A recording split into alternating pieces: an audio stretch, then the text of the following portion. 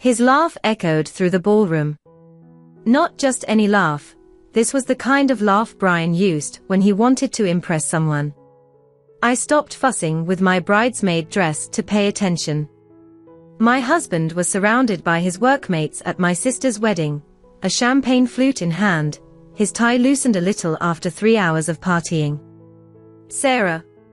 She's not doing anything special. She's just a housewife. Brian shrugged as if explaining something obvious. She spends all day watching those cooking shows and shopping. You know how those middle-class wives are. I froze where I was, partially hidden behind a column decorated with flowers. The men laughed, except for one, the new accountant at Mitchell Innovations, who looked embarrassed at me before looking away. Lucky you, said Mark, Brian's snobby friend from the sales department. My wife keeps complaining about her job. Sarah is useless when it comes to business matters. Brian laughed again. It's better that way. I can't imagine her in a meeting. She can barely work the microwave. I felt my face burn. It wasn't the first time I'd heard Brian put me down, but it was the first time he was so explicit and cruel. And of all days, today was the day I had finally decided to tell the truth. I turned on my heels and headed for the nearest bathroom. I looked in the mirror and took a deep breath. The woman staring back wasn't just Sarah, Brian's wife. She was Sarah Mitchell, CEO of Mitchell Innovations, the company I inherited from my father 3 years ago. The very same company where my dear husband was merely a mid-level department manager. The same company he never knew I was running. 3 years ago, when my dad died from what was said to be a heart attack, I was devastated. George Mitchell wasn't just my father, he was my best friend, my mentor. When the will was read, everyone was shocked when the lawyer announced I would inherit 51% of the company's shares. Everyone except Robert, the COO and a longtime friend of my father, who strangely seemed resigned. Your father always said you had the best business instinct in the family, Robert explained that day. He trusted you more than anyone else. The original plan was for me to take over publicly, but Robert suggested something different. Why don't you observe how the company works at first, anonymously? Understand the internal dynamics, see who's loyal and who's competent. That made sense. Dad always said that people show their true colors when they think no one important is watching. So for the past 3 years, while Brian thought I was just the bored wife at home, I was analyzing reports, approving projects, and running the company through secret meetings with Robert and a few handpicked executives. They all swore confidentiality. It was only a temporary situation, I assured them. Brian had no idea. He joined the company 6 months after we started dating, a coincidence that, at the time, seemed cute. Dad never met him in person, or so I thought. Brian was efficient, determined, and at home he was the perfect husband. At least until he started putting me down at dinners, then in social gatherings, and now publicly. Maybe it was my fault too. I had played the role of a submissive housewife a little too well while secretly running a billion-dollar tech company. But now, looking at that champagne flute in my sister's wedding bathroom, I decided the game was over. The morning after the wedding, Brian left early for an important meeting. As soon as the door closed, I called my personal assistant. Melissa, I need Brian's complete records. Everything, corporate emails, building access logs, phone calls, unscheduled meetings. Is something wrong, Sarah? She asked, worried. Just checking a few things, I replied without giving any more details. While I waited, I logged into the company's security system. As CEO, I had access to almost everything. I started reviewing the security footage from the period just before my dad's death. That's when I saw something disturbing. Brian, entering my dad's office 2 weeks before his death. They talked for almost an hour. Brian never mentioned that. He never said he knew my father. The email records revealed even more. Brian had done extensive research on the company's structure in the weeks following the funeral. And there was something even stranger: monthly payments to Jennifer Davis, my dad's former executive assistant. Why was she still getting money? I dug deeper and found messages between Brian and Jennifer dated 3 days before my father's death. "He knows," one said. "We need to meet urgently," another read. My heart pounded as I connected the dots. What if my dad's death wasn't natural? What if Brian was involved? Had he married me knowing who I really was? Was our whole life together a lie? For the next 3 days, I gathered every piece of evidence I could. I hired a private investigator to tail Brian and discovered he was frequently in contact with Jennifer. The investigator captured photos of them meeting in a quiet cafe. They didn't look romantic. They looked like they were plotting something. I carefully prepared my strategy and scheduled an extraordinary board meeting for next week, where I would finally reveal my identity as CEO. But before that, I had to confront Brian. I booked a private conference room at the company headquarters for the end of the day. I asked Melissa to call Brian in for a special career advancement interview. He would be excited. He had been chasing a promotion for months. I chose my outfit carefully, the same navy blue suit that my dad used to wear during important negotiations. I tied my hair up in a severe bun, nothing like the carefree wife that Brian knew. In the mirror, I saw the daughter of George Mitchell, ready to take not only the company, but control of her own life. Before leaving, I opened the secret safe hidden behind the painting in the home office, a place Brian had never discovered. Inside was the red folder my dad had given me weeks before he died. "If something happens to me," he had said, "look in this folder. Trust only yourself." I had never had the courage to open it. Until now. The expression on Brian's face, when he walked into the conference room and saw me sitting at the head of the table, was priceless. Confusion, then embarrassment, followed by a forced smile. "Sarah, what are you doing here?" "I'm waiting for someone from HR for an interview." "Have a seat, Brian," I said, indicating the chair in front of me. My voice sounded firmer than it ever had with him. "Are you okay? You look different." He glanced at my suit, at the neatly arranged documents in front of me. "Different from a useless housewife who can barely work the microwave." I let the words hang in the air. Brian paled. "You heard that at the wedding.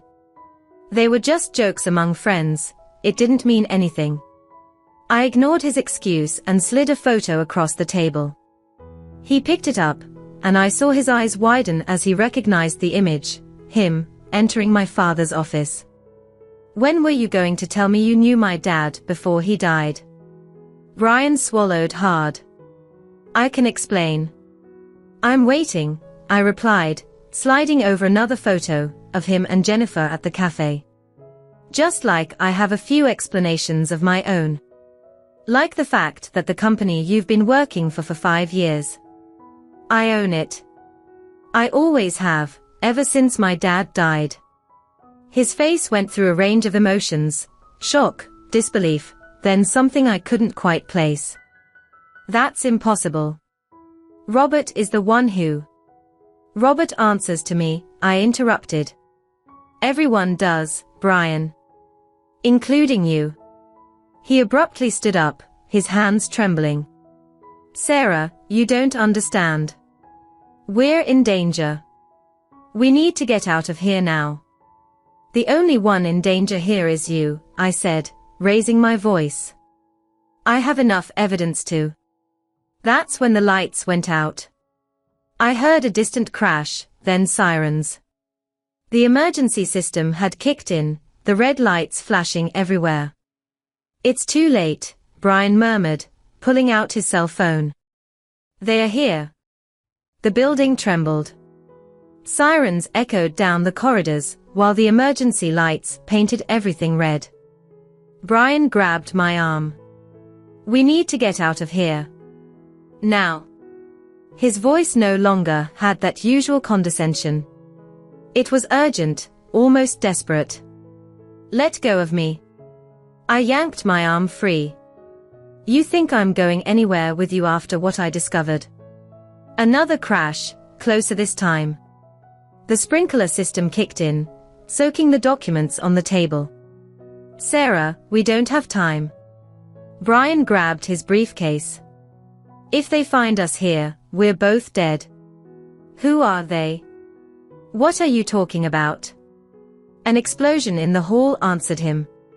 The impact threw us backward, and the conference room door shook on its hinges. Smoke started seeping in through the gaps. Robert?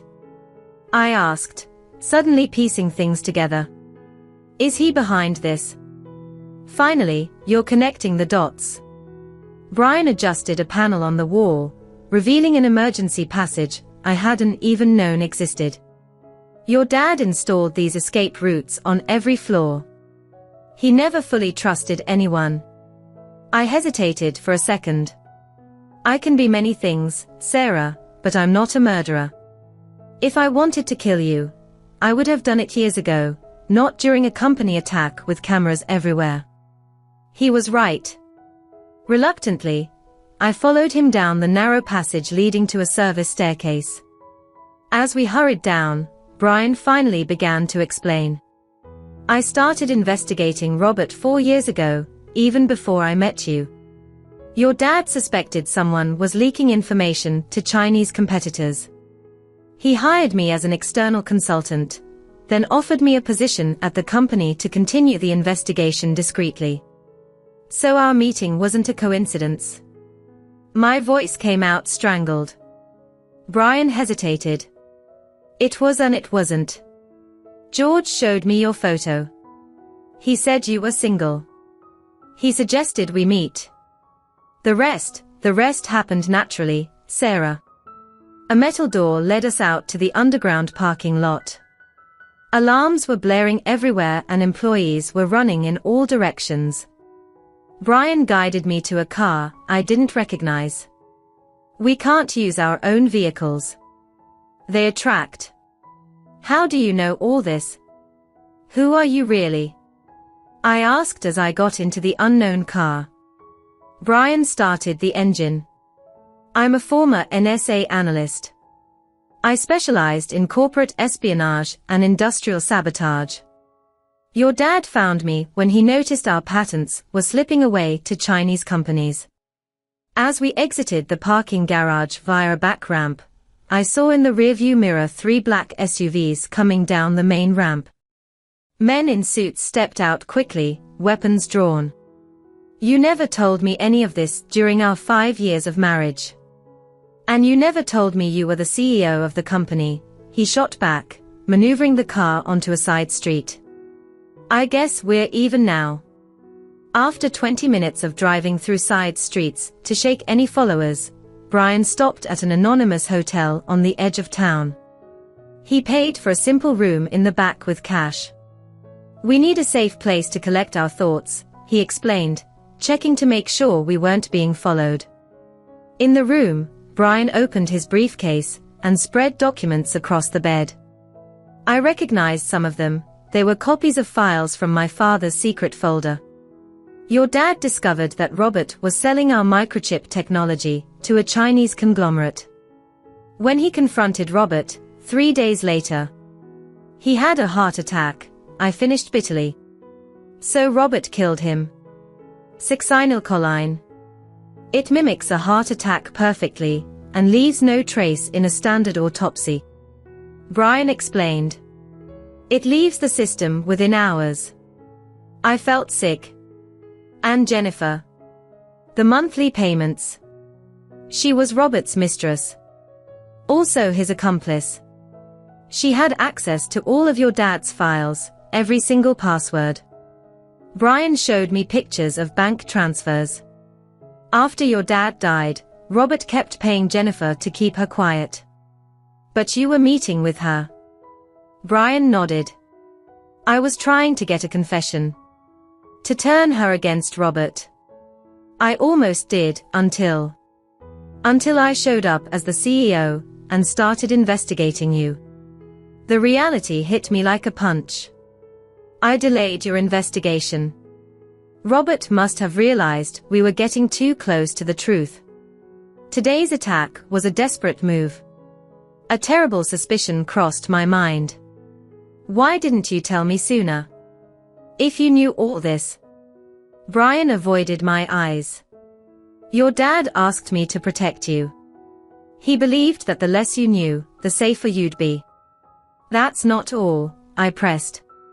There's more you're not telling me. After a long silence, Brian finally admitted, at first I needed to know if you were involved. If you were complicit with Robert. The revelation hit me like a slap. You married me to spy on me. No. He sounded genuinely offended.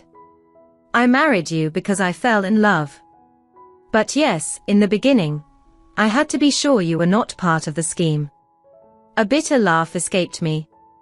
While I pretended to be a useless housewife, you pretended to be a loving husband. What a perfect pair. I wasn't pretending, Sarah. But I admit I encouraged you to stay out of the business. The less you were involved, the less Robert would suspect. So all those times you humiliated me, called me useless, incapable.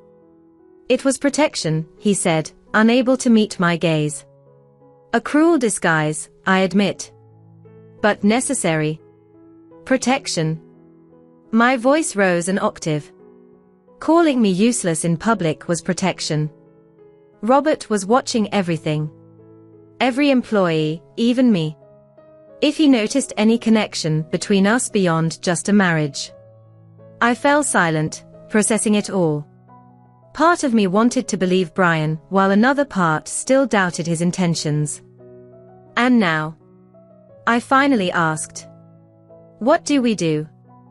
Brian pulled an external hard drive out of his briefcase.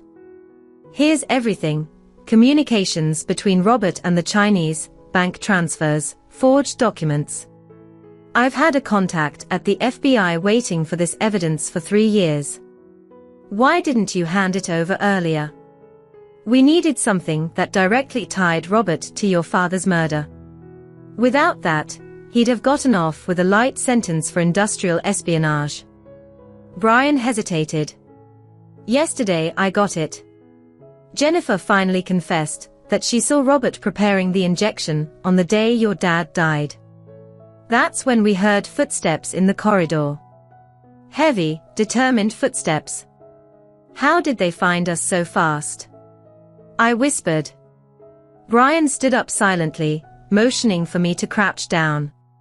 The sound of kicks against doors echoed down the hall. They were checking rooms one by one. Brian quickly packed the most important documents and the hard drive into a backpack. The bathroom has a window at the back, he whispered.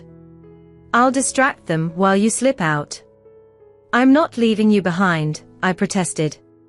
This isn't the time for heroics, Sarah. Those men are mercenaries hired by Robert. Professionals. He handed me the backpack. Take this to the FBI.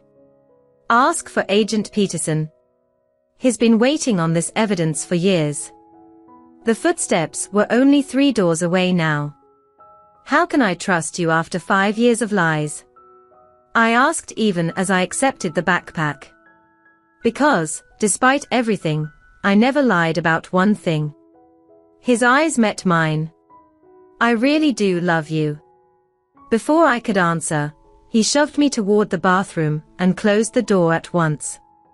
I heard him moving furniture to block the way. With trembling hands, I opened the small window and squeezed out into the alley.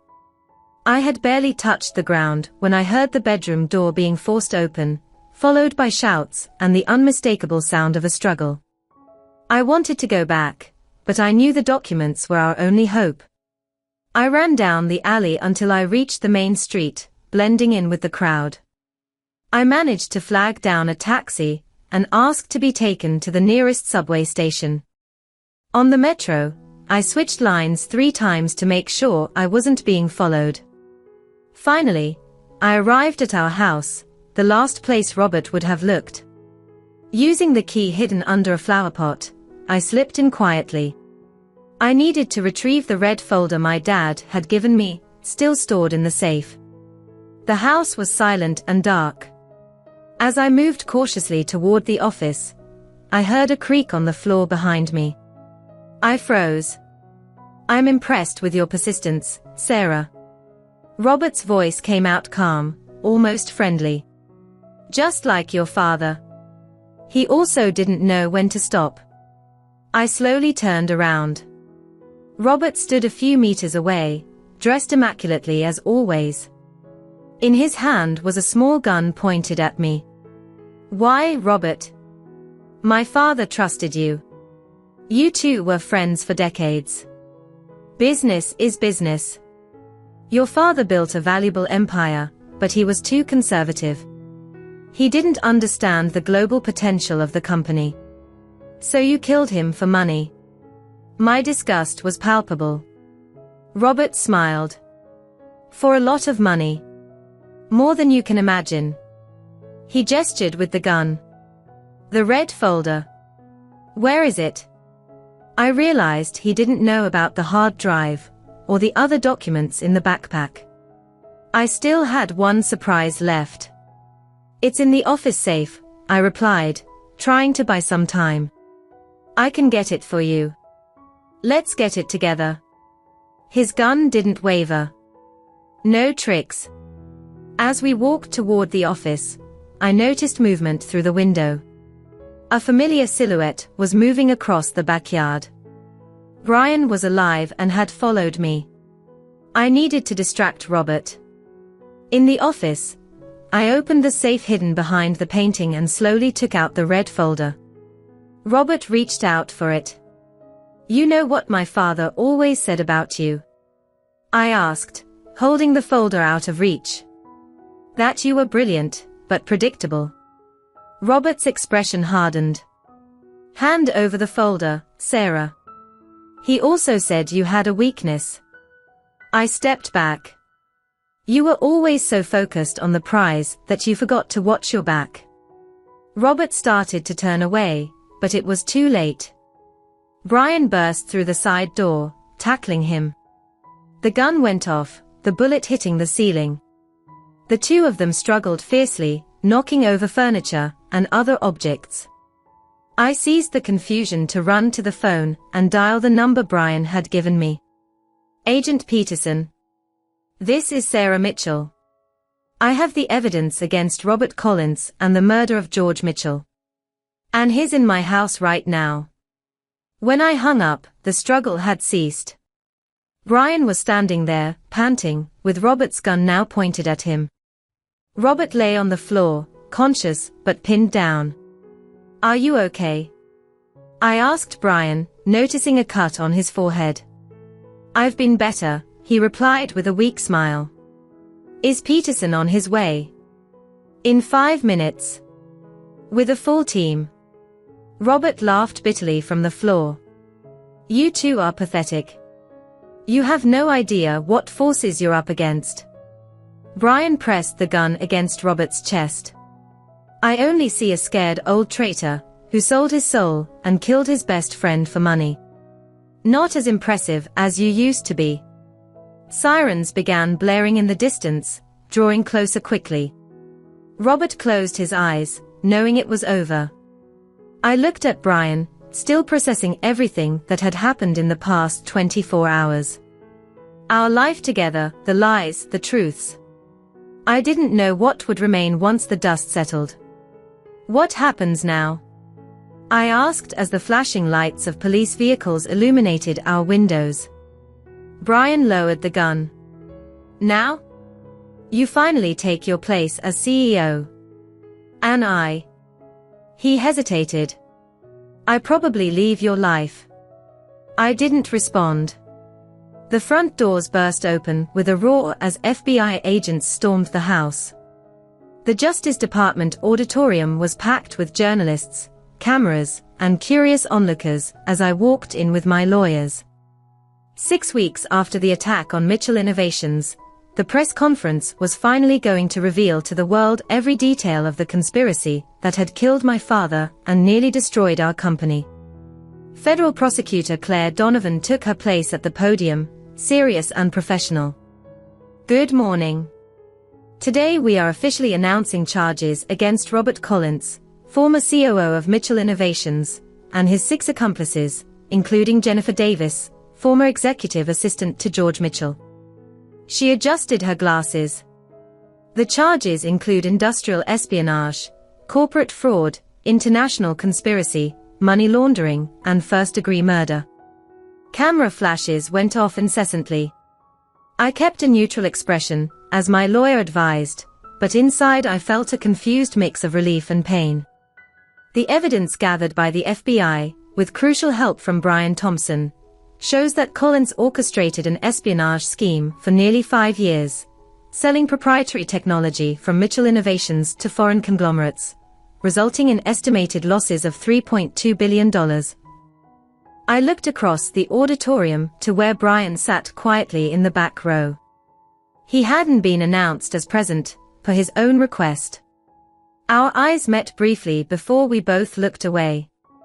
Even more seriously, the prosecutor continued, the evidence proves that Robert Collins murdered George Mitchell in 2022, when he discovered his betrayal. Mr. Collins administered succinylcholine, a substance that simulates a heart attack and is virtually undetectable in standard autopsies. A murmur ran through the room. The official confirmation of my father's murder hit me hard. I closed my eyes for a moment, remembering him, his smile, his laugh, his comforting presence that made everything seem all right. Thanks to the meticulous investigation conducted over the last 3 years by Mr. Thompson, in collaboration with Special Agent Peterson, we not only have evidence of the murder, but also documents detailing Collins's international contacts. The prosecutor then introduced me formally, inviting me to the podium. I stood up, adjusting my navy blue suit, the same one I wore on the day of the confrontation. Good morning. I am Sarah Mitchell, CEO of Mitchell Innovations. My words came out firm and clear. It was no longer a secret. First, I would like to thank the Department of Justice, the FBI, and especially Agent Peterson for their diligence and professionalism in this case. I took a deep breath before continuing. 3 years ago, I lost my father, George Mitchell, under circumstances we once believed were natural. Today, we know the painful truth. He was murdered by a man he considered not only a colleague, but a close friend. I paused to gather my thoughts. The journalists waited eagerly, pens poised. During that time, I secretly assumed leadership of the company my father founded, closely monitoring its operations, as we sought to understand the irregularities he had uncovered before his death. One journalist raised her hand. Ms. Mitchell, is it true that your husband, Brian Thompson, was running a parallel investigation without your knowledge? The question I had expected still stung. Yes. Mr. Thompson was originally hired by my father as a corporate security consultant to investigate intellectual property leaks. After my father died, he continued that investigation independently. And during your 5 years of marriage, you both kept secrets from each other, another reporter asked with that sensational tone I despised. I maintained my composure. We were both protecting the company and my father's legacy, each in our own way. The circumstances were not ideal, but our intentions were pure. After the press conference, I found Brian in the corridor. He was wearing a sling on his right arm, left over from his fight with Robert. You were incredible in there, he said, with that half-smile that used to make my heart race. Thank you for not demanding public credit, I replied. I know you could have been the hero of this story. I'm not a hero, Sarah. If I were, I would have trusted you from the start.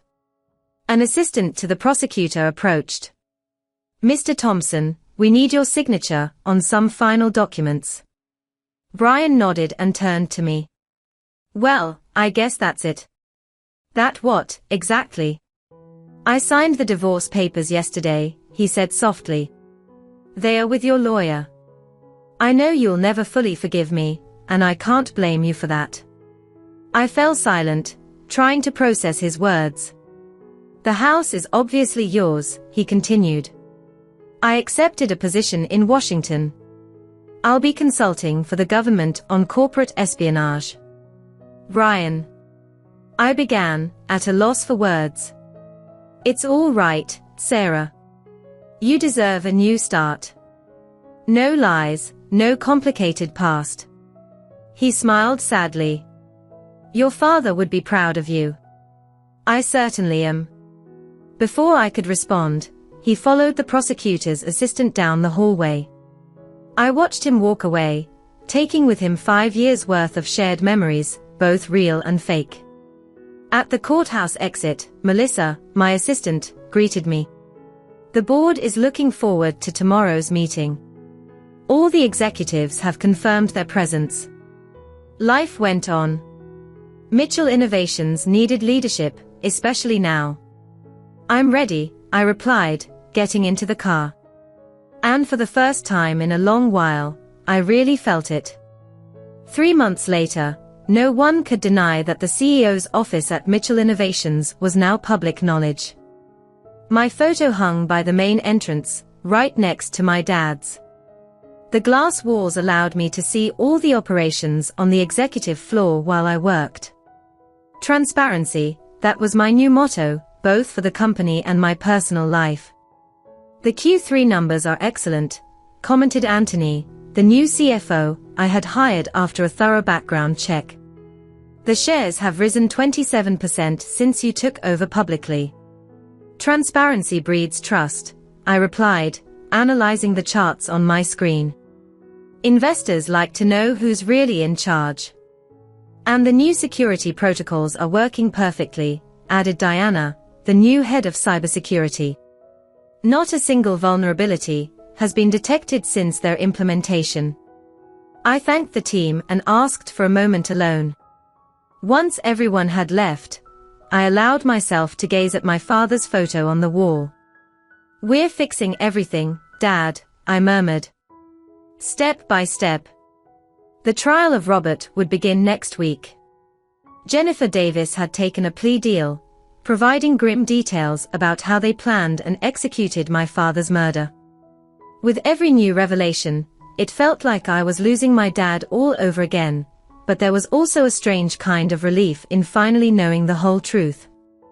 My phone buzzed with an email notification from Agent Peterson's office at the FBI.